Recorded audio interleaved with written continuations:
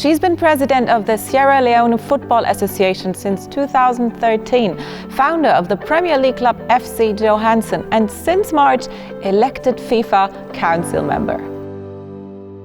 So it's great to have you, Isha Johansen. Thank you very much for being with us. Thank you, it's a pleasure. Isha, what does it mean to you to be one of very few women not only to have headed a national football association, but recently becoming even a member of the FIFA Council? Well, for me personally, it's of utmost pride for me. But I've always said that with everything that I do, and particularly my journey in football, my career journey, it's always been about our women folk, and particularly women from my continent. So the pride, the accolades, the wins, or the winning, it's all about them. I do it for them, and we all join in celebrating together. We both know football is still a male-dominated field. So where does your great enthusiasm and love for this sport come from? From a very early age, as young as 5, I remember my father taking me to watch football matches at the stadium. My father, and he's still alive, is 87, was a co-founder, and he was a chairman of still the biggest club in Sierra Leone, called the Eastern Lions Football Club. And I always equate them to Manchester United, not that I'm a big fan of Man United, but anyway, they're red, big following, very noisy club, and a really established and a great club in Sierra Leone. And as chairman, they would always come to the house. So that ambience and, the passion, the highs and lows of winning, losing, preparations, coming to think about it now, it was instilled in me. It was almost like in my DNA. Football was the food and the life and soul of our home. But what drove you also to become successfully involved in it professionally as well? Because playing football is the one side, but becoming professionally involved on this level is a different one. The football story started in 2001, just after the brutal civil war that I'm sure you all have heard about in Sierra Leone. And it was just a case of kids in the neighborhood. And, it's not just Sierra Leone. Most third world countries, and most countries, you see all these kids scattered all over neighborhoods. They're playing football. And Sierra Leone was no different. And there were these kids in the neighborhood, like I said, I'd see them from maybe about 8 in the morning till late at night, just playing football on the streets. And it became very clear to me that these kids were either, homeless, or they had no parental control or care, and they would just stay in the streets. So, after a while, I approached them, or maybe it was their manager, who was probably not more than 15 or 16, who approached me and said that they needed boots, or they needed a ball. Yes, so this was like 2001, 2002. And that for me was the opportunity I could get to say, well, maybe I can strike a deal with these kids or get to know a little bit more about them. And I was right. A lot of them were displaced, some were orphaned. And so to cut a long story short, I said, look, I will get you a ball. I'll even get you more than a ball. I'll get you boots, but you guys have got to go back to school. Well, that's the story of FC Johansen. Yes. But where did it end? Well, it ended with FC Johansen from putting these kids together, putting the second division, first division, Premier League club, being invited to Real Madrid to play the youth side, the Mayor's Cup in the States, the Gothia Youth World Cup. We just toured the world, and now it's a Premier League club, and actually they won their match yesterday. Quite happy for them. Congratulations! Yeah. So with kids going for trials in Liverpool, Chelsea, meeting the likes of David Beckham, Zidane. It was just it was a true story of a field for dreams, or the field of dreams, and giving young children the hope and the belief that you can not only dream, but if you chase that dream, you can actually realize that dream, and good for them. And with football, and that's what football does, for that moment in time when you're playing your football, you're lost in that moment of passion and the joy of playing, and nothing else matters. And that's what I created and I brought into the lives of these boys. But with that, I also introduced discipline. With that, I also introduced the educational aspect of things. With that, I also showed them, like I said, that you can dream, because most of them, they call themselves Ronaldo. There were so many Messis there were so many Thiagos and all sorts of names, the big names. They all believed they were that player. And so I gave them a reason to believe that you can be that player or even more. And that's the logo, the slogan for FC Johansen. It's chasing the dream. You are a female leader in international football. What do you think? What are the special challenges still for women who are looking for a career in football? Well, it's simple. Society is not really that ready for women in governance or leadership in football, and I think in most male-dominated arenas. So we have to change this. Of course we have to change it. It's going to take a while, but the most important thing is that it's started. Change has started. And not only has the change started, there are success stories to these changes.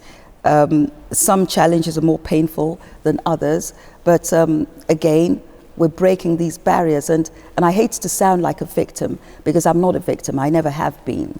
I'm a survivor, and I break barriers. We've broken barriers. You're doing that, and so many other women that we see now, the Fatima Samaras, you know, the female FA president in New Zealand, Lydia Sinkera, you know, so many other women that are coming, they're emerging in football, and male-dominated industries are making us really proud that, you know, we're breaking these barriers, and we're inspiring and creating more young ladies or women to come on board. Besides this, what is important for you as a female leader? That I do my best, and that I'm not considered a token number. Okay. I don't want to be a token number. I want to be considered as a woman who's been elected or appointed, or she's in a position of governance because she deserves it. She's worked hard for it. I've been put in the right place for the right reasons. And I think most women, that's what is important when you take up these challenges, that you're in it because you know and you believe you can compete on an even platform. There is fair play in our industry or in our pursuit to lead. That's very important, and I think most women must adopt that you're going in not to show that, yes, I'm a woman, I can, but I'm a woman that is capable. I'm a woman who can challenge and be challenged. I'm a woman that can excel. I mean, you've been just recently elected to the FIFA Council, so that means you are a very important ambassador for football on an international level.